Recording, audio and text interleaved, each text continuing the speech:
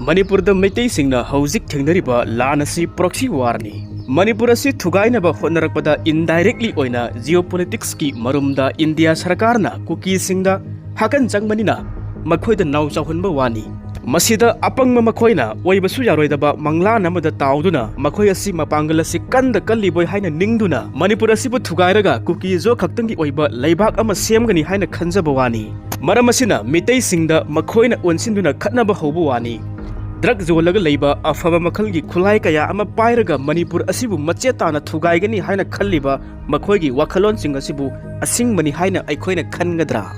Meitei Singna, Manipur Asibu Karigumba, Pibam Amatada Tugaiba Haloi, Manipur di Apunba Manipur Ama Oina, Adumak Lagani. Lamda Masida, Yellow Missing Kaktanatana, Taina Dagi, Puarigi, Tenkang Kayarakta, Manipur Asida, Sangatuna, Kundaraga Lera Kraba, Apunbagi Sakta Madu, Naktuna, Adumak Tamgani Hibasi. Meitei Singi Lengdraba wasakni. Masida Nauna, Sangla Shiba Singaduna, Manipura Sibu Tugainaba, Manghanaba Sinmani, Makoina, Manipura Sibu, Nungshiba Ngamde, Makoiga Laminaba Purup Singasibu Nungshiba Kak Ngamde. Aikoigi Iramda, Manipura Sida Kundariba, Purup Singasiki Marakta, Meitei Frup Asina Majority ni. Majority Oriba, Meitei Frup Asina Manipurgi, Apunbaki Saktam Naknabu Honaba the Asoba Taudang Lori. Maramasina, Aikoigi, Meitei Frup Asi, Mapangal Swan Mayade. Hauzik Meitei Aikoigi Mang the Targa Ladiba Wapam Singasi, Manipur Kanbani, Mapangal Kanba, Meitei Lebak Adu Amuk Hanna Simgatpani. Sana Konabada Amadi, Education da Thak Wanglaba, Furup Kutimokna, Kalakna Riba, Meitei Sing a city, Sentungi Fibam da, Missing da Amadi, Lingzen Manaba Asida City, Pibam Masit Nong Magi Soxen Mehenjin Cray. Aikoi Meitei Furupna, Karigumba, Lingzen Manaba, Ina Kwaitaki Kunba, Missing Yamba, Furup Ama Oiramba Targadi. Ngasi saidang masing asina usitriba khanaba horiba asi makoina ngamlamgadra aduna matang asida haijeningi ngasi mitei aikhoigi oiriba phibam sing asi wakhal yaudaba lusing masing asigi tung koina uba ngamdaba makoigi mieng amasung masagi da khallaga senja thumja tawba sing asina thogan mangaktani haina khalli matam amada thak wangna mapal phana leiramba aikhoigi mitei furup ngasidi adugi matik thak nemthakre mitei singna hanthaba thakta wakhal khudimak asi phaksil laga leiba horakre Adum oinamak saron sirol kharagi matung asida Meitei Sing asi hojikti wakhal lakpa horakhi matawasum tauna Meitei Singna mikap thorokpa matam asida makoina hanthana khaliba mapaldagi naronda sanglakhiba phurup sing asina makokte netharaga leiramle matang asi jawra phawbada aikhoigi vote lepliba politician amatana mating phudokpa masada singnaba amata yaudana wa ngangba asingamdri mathauna leina Mapangal asi phudokpa ngamdri Makhoi makhogi pari puri singasi mayek singna nainabagi khangdokpagi tangai fadaba amada lakpagumna uri miyamnasu hojik nainaba gangnaba asi haurakli mayamnasu khangbiram lagani ubiram lagani madudi nagagi MLA sing MP khudimak asi naga unity gi matangda wa ngangba asi ngammi kuki zogi leiriba MLA mantri khudimak asi punna khwangpham amata handana kuki lengi wa ngangli demand kaya ama punna tawminari aikhoigi na kamdore haibada ngasi phawada Meitei gi MLA mantri amatana Meitei gi oiba wasing asi ngangkhiba leikrabara haiba ngamkhrabara hoi summi khangi Meitei hariba phurup asina Manipur gi oinadi khwaidagi sawba majority oiba phurupni aikoina state asigi oina guardian ni karigumba phurup mayam asigi mamangda Meitei gi oiba wasing asi palluba taragadi phurup ataina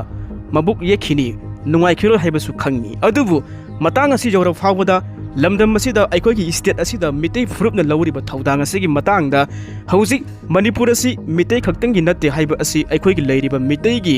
politician sing asina khangan phamdi thoi Manipur haiba state asi Meitei Kaktangi oigi haiba natte Meitei Furupna masida Taudang lauraga leiminariba hingminariba Furup sing asi amatu aina punsinduna Manipur asigi apun masakta masi ngaksi Manipur kansi haibani masida Meitei gi leiriba MLA sing asina pungning sangba amata udri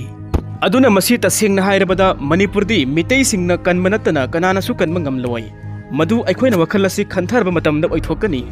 aikhoina masi sentarada thajaba thambana di masi oithokpa ngamloi Manipur kanba asi ngamloi Meitei Sing asi sel paiba mapangal kanba discipline leiba phurup ama oina leiba asi ngamnaba thabak sing asi paikhatpa tai aduna aikhoigi state Manipur asida mangda taraga leiriba wafam sing asi illegal immigrants sing asina thukhanba law and order gi problem sing Makoi sing asibu center gi leingakna political interest khara da yumpham oiduna Meitei amadi naga singi mathakta sahi lisang sina chathaba proxy war amani aduga amaromda PM Modi amadi Home Minister Amit Shah makoi anina Manipur gi Chief Minister Y Khemchan bu Delhi kauraga state asigi phuruk maselgi marakta mara tapagi phibam amada hanjin halu haiduna mamai ani longba divide and rule gi policy higaiwa ama sanarakpa amadi aikhoigi isam samjaba chief minister Y Khemchana Delhi dagi hek halakpaga jiri bamda chatlaga relief camp da leiba kuki phuruk gi mioi sing khara unaraga lamdam masida mara tappa asi hanjinnabagi damakta wari sanaba peace process ki khongthang ama thanglakpa asida thawong asida pendraba khoisau naraba khulai paiba narco terrorist singaduna trong laubi da bomb gi attack chathaduna mayum da tumlaga leijariba pikliba angang ani atubu hat khibana chingbagi thodok sing asi Manipur asibu kangkhong saihannaba khonabagi yamna systematic oiba chatharakpa thausil amani haidaba yaroi Myanmar dagi sangsilakpa metelon phawa thoktaba khuraki inalai saba khulai paiba singaduna Manipur ki territorial integrity amadi maihorol dagi sana sinana hingminaraklaba yelongmi singi marakta apunbagi saktamna singnarakpada aikhoigi leiriba MLA sing asina makhoi ayamba maril yaudaba amadi maribak nungsibagi wakhal sendaba mioi singi matau amagumna tumin leishliba asi makhoi khudimung asi BJP gi double engine gi makhada leingakta legislature sing oiraga leiramba maramna party gi high command gi makhada lilada saruk yaribra haina praja singna hangdaba ngamde aikoi isagi sahi lising ani helaba apunba khunai laingak amasung amachu oiba lamkhai gi saktamda singnarakpa haibasa matam sana masi maithiba pinaba honahudaba taragadi tungda hawrakliba anauba mirol singi punsida khudong thingai thakte yorabani mamangai matam amagi adungai awa amasung British singi mafamda mareibak ningbagi lakngam phangamdraba mathauna utkiba athauba ipaipu sing aduna ngasi hingliba Manipur singi thak ase yauna semkatlamani haibasi aikhoina kaufodaba fai masida muknaba amadi lanthengnabagi tungan ba saktam mawong kaya ama leigani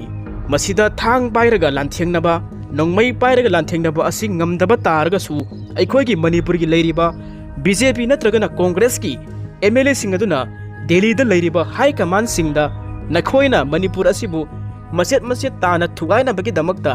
lamdam masida phuruk masel ki marakta hada sunahanduna laibak asi manghanba taragadi aikhoi khudimak asi party gi MLA oibadagi tokcharagani haina lauthokpada lairaba Manipur asibu hanthana yengbagi machat chenba mayang lamgi politician singaduna masida Manipur asida lela sanariba singasi tapna tokhigani Manipur asida Indian politics ki sanafam leirak loi masida yade haiba asi khanganba asi darkar oi masi aikhoi gi leiriba BJP gi oigera Congress ki oigera NPP gi oigera JDU gi oigera MLA singasina center gi high command singda khanganba amadi mathau tai aikhoi gi maringjen thauna asi utpa asi matam oire Delhi gi mainstream politics na Manipur asibu India da tilaba matungda ngasi phawba hanthaba thakta miyeng amana yenglaga lakliba asigi maru oiba maram singadugi manungda miyam gi mihut sing oiriba MLA singasina marebak maramdam asibu thamoi singna nusijaba ngamdaba asisu amani haibi yai aikhoi praja singasigi hingbagi mamal asi atia pakna wanglaba matam masida kanagumba social worker natragana contractor oirambadagi politician saubok olaba misak amana karigumba state assembly gi vote lepke haiba taragadi pulapna lupa karor nifu dagina yankhai phawba asi sanglibani aduga masi karigumba kendra khara sauba voter masing khara yamba natragana vote asi leiraga kagi haina khanba taragadi voter masing yamna leiba amasung voter amada lupa lising manga dagina tara phawba asi yendaba yadaba matang asida hairiba vote lepada mirep amani yeliba senfam asigi damakta pulapna lupa karor humfu dagina humdra phawba asi sading tawdaba yadre haujiki matam asida aduna asigumba yamlaba election gi sading mayam asi sangkhrabanina karigumba mahak aduna election da mai paktuna MLA oiraba aduga laibak phabadagi amuk minister oiba taragadi leingakpa aduna thabak hapada oiro thika supply tawbu oiro natragana leibaki sakhat thoranga mari leinaba scheme natragana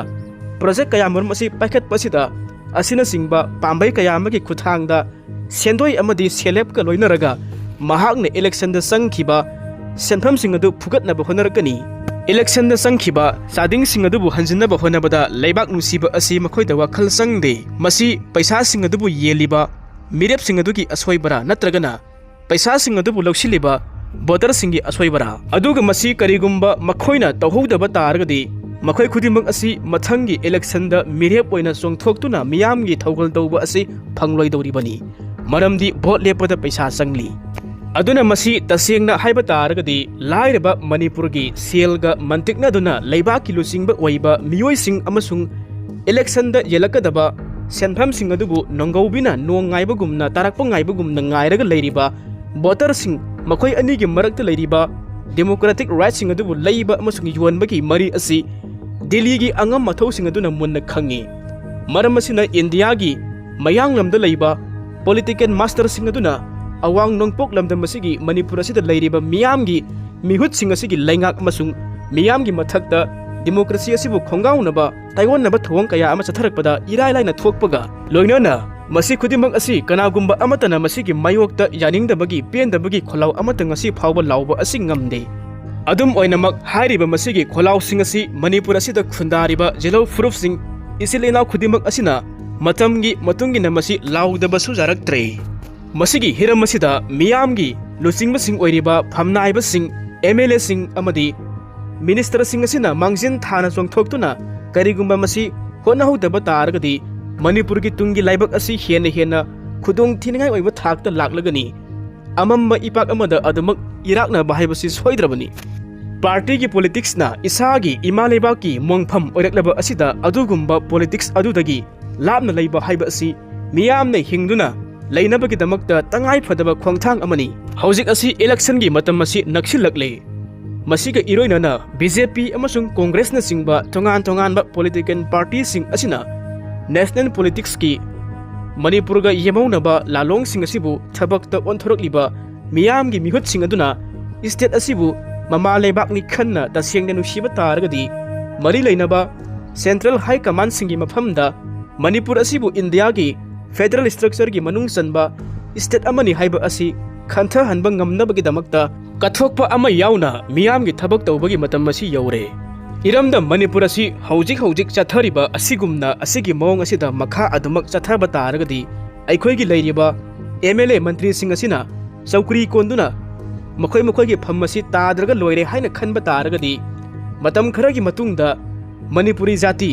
jelo proof sing asi adumak mitop sing asina josin bahaibasidi soidrabani nakalamuromda NRC amadi SIR ani asigi khenaba asi aikhoi gi leiriba lusingba famnaiba MLA mantri sing asina hojik masi khangna lamdam masida jelo proof sing asi kangadabani haiba asigi mahutta makoina pairiba fam saukri asina hena lumna khaliba asi angakpa amani aduga nakalamuromda aikhoi gi leiriba lusingba famnaiba MLA mantri sing aduna lamdam masida nungsina leiminnagadabani hingminnagadabani masina santi purakani saukhatkani haina baswan piri makoina piriba baswan sing asi aikhoi na amaromda khantharuba taragadi mitwop singa jelo proof sing asiga nungsinau haibani mantri sing MLA sing asina vote kariba asi mitop singna vote piraga karibani mitop laitaba kendra Manipur asida leiramgadra maram asina ni Manipur asida NRC asi asuki matik maru oiriba asi